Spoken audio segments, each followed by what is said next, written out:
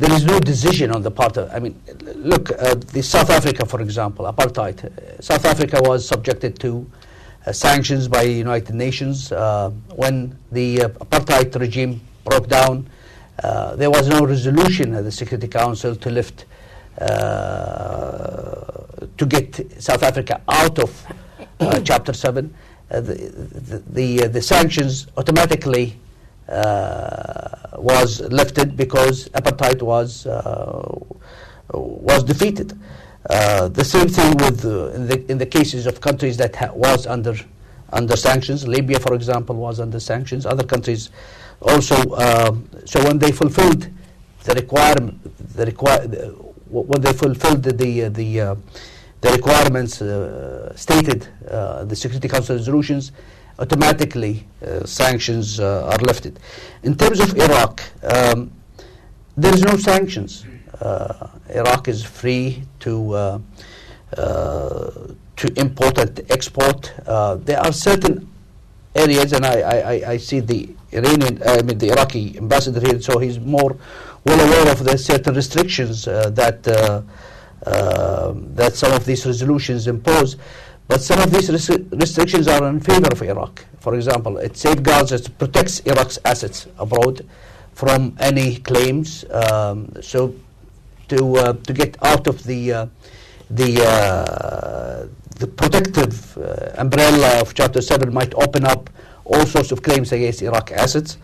And in that sense, I think there are a significant amount of activities that Iraq, I think now can conduct without having the oversight of the United Nations. So in that sense, again, Kuwait is willing repeatedly to work with Iraq to help Iraq to fulfill these requirements so it would be declared as in full compliance and be free from any restrictions. Right here, Senator. Thank you, Your Excellency. My name is Dave Pollack. I'm from the Washington Institute for Near East Policy. And I'd like to ask you about a comment that you made in your prepared remarks, where if I heard you correctly, you said that Kuwait and the GCC oppose the export of ideologies and cross-border incitement of citizens against their own governments. I'm guessing that perhaps you may have had Iran in mind, but I wonder if you could elaborate just a little bit about the specifics of that issue as you see it. Thank you very much. Well, I thought that I put you to sleep when I was reading. Someone was killing. Well, it's not only Iran, actually. I mean, when you engage ideologues in foreign policy, you get into some dangerous waters. Foreign policy, foreign diplomacy is about mutual interests. Imposing one's own idea about or one value system on another by means of force, coercion, incitement, extortion is something of that's not the proper way of conducting foreign policy. We have sure the at one point Iran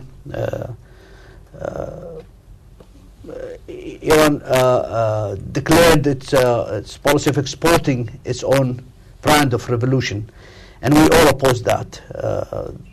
They're not doing that anymore. So that's but that kind of diplomacy brought about wars in the region, and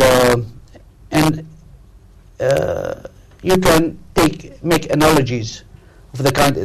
Ideologies is not only exporting ideologies is not only specific to Iran, but also if you look at our history, not only in our region, but globally, you find countries trying to export ideologies, and that got the world in a very tense moment. Mali? Thank you. Molly Williamson. Dr. Mohammed, it's an honor that you're visiting. My question is about economics and the GCC. The GCC has spoken for some time about being interested in diversifying and trying to combine their talents and unify standards, unify requirements with respect to currency, tariffs, and customs. Can you share anything about GCC internal deliberations now about combining to make themselves more of a larger attractive market for international investment? It's good seeing you, Molly, and I'm glad to